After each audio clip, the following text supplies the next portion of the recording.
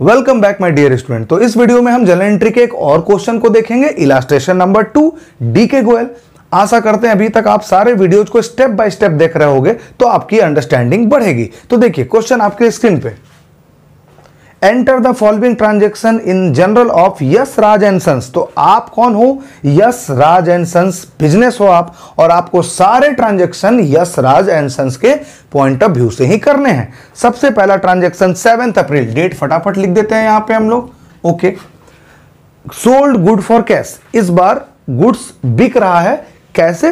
Cash से। तो goods को बेचना, गुड्स को खरीदना एक्सपेंसेस और इनकम होता है। गुड्स को बेचोगे तो इनकम है, गुड्स को खरीदोगे तो एक्सपेंसेस है। तो ये तो होता है नॉमिनल, और नॉमिनल का रूल क्या है? Debit the expenses credit the gain. तो आपका बेचना गुड्स इनकम है तो आप यहां पे सेल्स को इनकम कर दोगे। ठीक है, कितना अमाउंट? 13,000। तो यहां पे लिख दो क्रेडिट साइड में 13,000।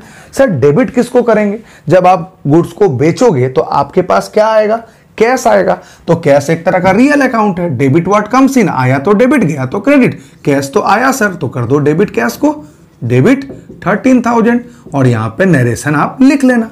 बिना देर किए नेक्स्ट क्वेश्चन को देखो, सोल्ड गुड्स टू महेश। इस बार आप गुड्स ही सेल कर रहे हैं, तो गुड्स सेल कर रहे हैं तो इनकम है, सेल है ना, सेल एक तरह का इनकम है, तो कर दो credit to sales. Okay sir, amount बताइए 15,000। डेट बताइए सर 9 अप्रैल 2020। तो अब आप गुड्स किससे खरीद रहे हैं? महेश से। क्या महेश के पास से कुछ कैश आया?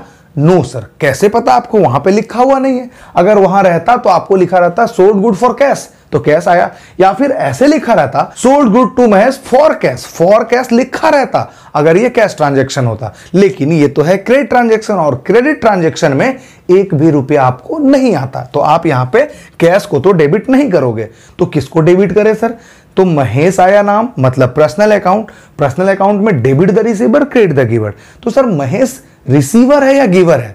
तो देखिए गुड्स बेचा बिजनेस ने, तो बिजनेस क्या हो गया? गिवर। और मिला किसको सर? महेश को, तो महेश हो गया रिसीवर। तो रिसीवर को हम लोग क्या करते हैं? Debit the receiver. तो आप यहां पे महेश को कर दोगे डेबिट, अमाउंट 15। नेक्स्ट पढ़िए, 12 अप्रैल, डेट हमने लिख दिया। Receive cash from Mahesh. अब महेश से कैश मिला, आपके पास बिजनेस के पास पैसा आया तो डेबिट, लिख दीजिए कैश यहां पे। कितना? 10,000। अब किससे कैश मिला आपको? महेश से मिला। तो मिला को तो बिजनेस को, लेकिन पेमेंट किसने किया? महेश ने। तो महेश यहां पे रिसीवर नहीं गिवर है, क्योंकि उसने पेमेंट किया है।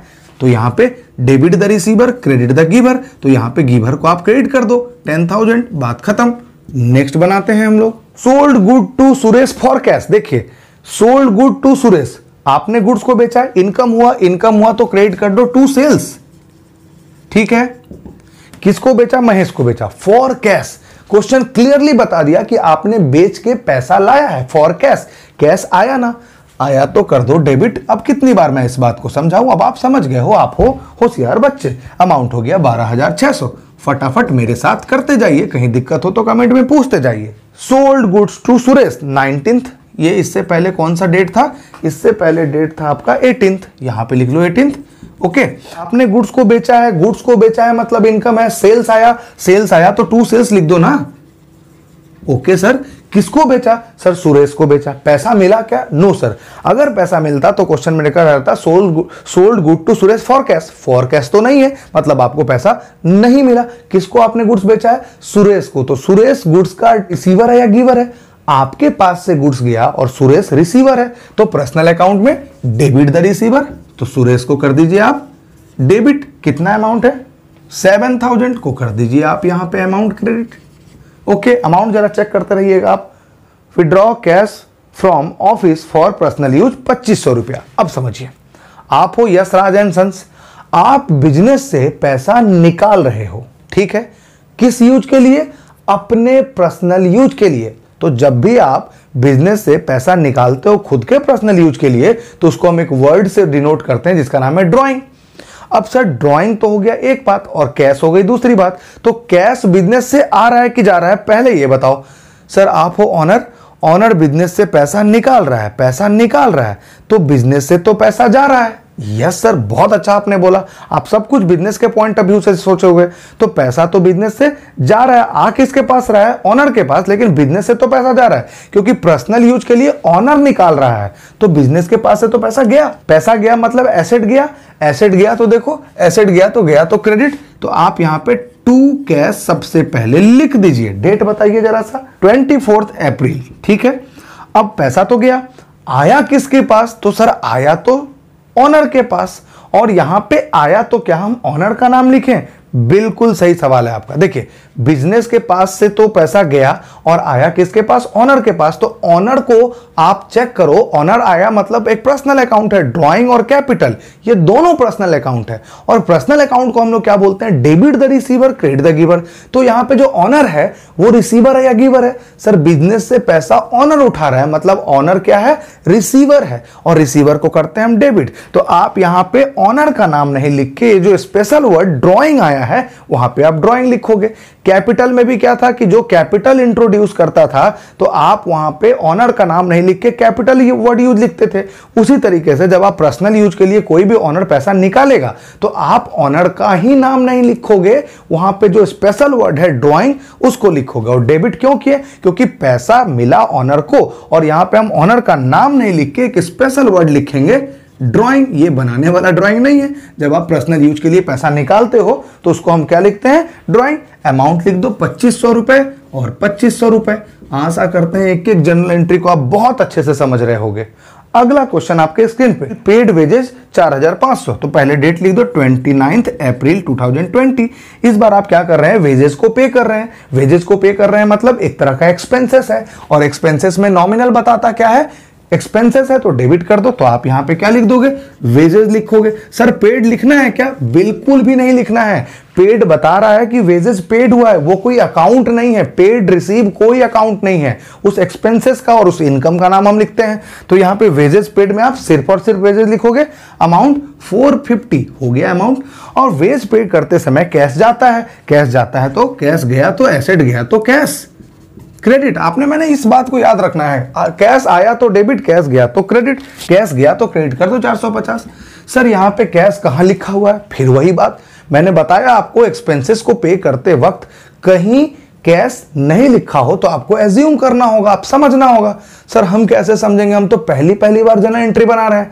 धीरे धीरे आप दूसरी बार, तीसरी बार, चौथी बार बनाओगे और इस चीज को सीख जाओगे। Don't worry at all. अगला देखिए, 2 ट्रांजेक्शन और है, मैं इधर लिख देता हूं, मेरे पास स्पेस की कमी है। Paid salary to Gopal. Okay, तो मुझे जल्दी से बताइए, सैलरी आपने पे किया, कैश आया होगा कि गया होगा? सर बिजनेस से तो पैसे गए होंगे, गोपाल को मिला होगा, लेकिन बिजनेस से तो गया। तो आप यहां पे लिख दीजिए बिजनेस से गया तो टू कैश हो गया। ठीक है, और इस बार आपने क्या पे किया है? सर सैलरी पे किया है। क्या सैलरी एक एक्सपेंसेस है? यस सर, तो सैलरी एक्सपेंसेस है तो डेबिट कर दीजिए। ऐसे LAR भाई, सैलरी को कर दीजिए डेबिट। अमाउंट चेक करिए जरा सा कितना है। अमाउंट है सर 1200 रुपए। 1200 डेबिट में लिखिए, 1200 क्रेडिट में लिखिए। मेरे पास स्पेस का थोड़ा इशू है, आप फॉर्मेट में बनाइए। सर आप यहां पे गोपाल को क्यों इग्नोर किए? बहुत अच्छा सवाल है आपका। देखिए, एक्सपेंसेस को जब आप पे करोगे तो कैश जाएगा, कैश को हमने लिख दिया। और जब भी आप एक्सपेंसेस को पे करोगे तो वहां पे नाम को करना है हमें इग्नोर। इस बात को अपने दिमाग में करिए सेट। जब भी आप सैलरी पे करोगे, रेंट पे करोगे, कमीशन पे करोगे, किसी भी तरह का एक्सपेंसेस पे करोगे किसी पर्सन को, तो वहां पे उसका नाम को करिएगा आप इग्नोर। तो यहां पे हम इग्नोर कर दिया उसके नाम को, तो इसीलिए हम लोग क्या लिखे? सैलरी लिखे, सुरेश या गोपाल का नाम नहीं लिखे। अगला और अंतिम सवाल आपके स्क्रीन पे, रिसीव कमीशन। इस बार क्या हुआ है? कमीशन आपको मिला है। तो देखिए, जैसे कमीशन आपको मिलेगा तो ये एक तरह के लिए आपके लिए इनकम है, और इनकम है तो क्या हुआ? Nominal account. क्रेडिट करने बोलता है नॉमिनल अकाउंट, तो आप यहां पे लिख दोगे टू कमीशन। अब बताइए, कमीशन को हमें डेबिट, कमीशन को हमें कमीशन या फिर कमीशन रिसीव लिखना है? सर आप लिखोगे यहां पे कमीशन, क्योंकि रिसीव या पेड वर्ड बताता है कि ये इनकम है या एक्सपेंसेस है। रिसीव या पे कोई अकाउंट नहीं होता। कमीशन एक अकाउंट है क्योंकि वो इनकम है या एक्सपेंसेस है, और वो बताने वाला वर्ड होता है पेड और रिसीव। तो इसीलिए आप यहां पे सिर्फ कमीशन लिखोगे, कमीशन रिसीव नहीं लिखोगे। और कमीशन रिसीव होने पे आपके पास क्या आएगा? पैसे आएंगे। सर कहां लिखा हुआ है? आपको समझना होगा, हमको समझना होगा। ठीक उसी तरीके से जैसे पहले क्वेश्चन में रेंट पेड था तो आपको समझना हुआ था कि कैश गया मेरे पास से, उसी तरह आपको समझना होगा कि कमीशन रिसीव में कैश आएगा आपके पास। तो कैश आएगा तो कैश एसेट है, एसेट आया तो कर दो क्या इसको? डेबिट। 200 रुपए, 200 रुपए। माय डियर स्टूडेंट, मैं आशा करता हूं कि अभी तक आपको सारे जर्नल एंट्री अच्छे से समझ में आए होंगे। आप कमेंट करके मुझे पूछ सकते हैं अगर कोई भी जर्नल एंट्री में आपको किसी भी तरह का डाउट हो। तो इसी तरह बने रहिए और जर्नल एंट्री को सीखते रहिए। Thank you so much.